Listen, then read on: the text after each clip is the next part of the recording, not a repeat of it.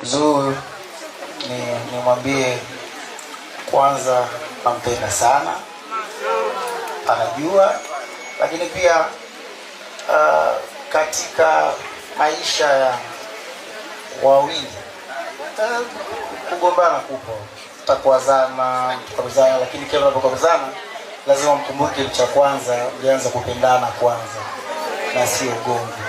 Hapana kugombana maneno yanakuwa mengi, mwisho wa siku ni mimi na yeye na sio watu wengine. Na watu kila mtu alikuwa ana ugomvi, wana makwazano, kwa bahati mbaya sisi maarufu kwa mikwazano yetu inakuwa iko hadharani.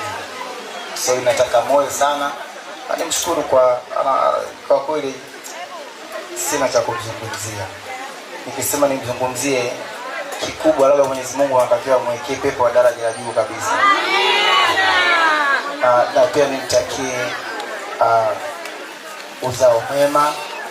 I'm so excited. Na kwa sehemu yote ambao pengine na mkwaza na sababu binadamu kusamia. Si ndio? Basi sisi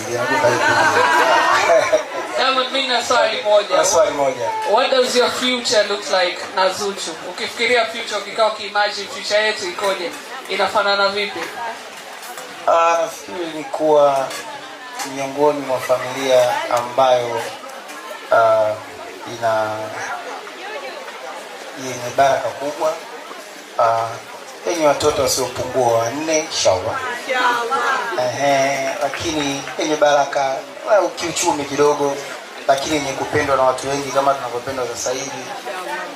Mwenyezi Mungu atupishe husda, atupishe mabaya watu.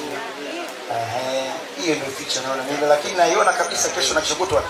Tuna pepo pale juu. Hapo kwenye pepo pale, unajua kwa Uislamu sisi ambao pia kwenye pepo kuna watu 70 ambao msitaki hata 70 nataka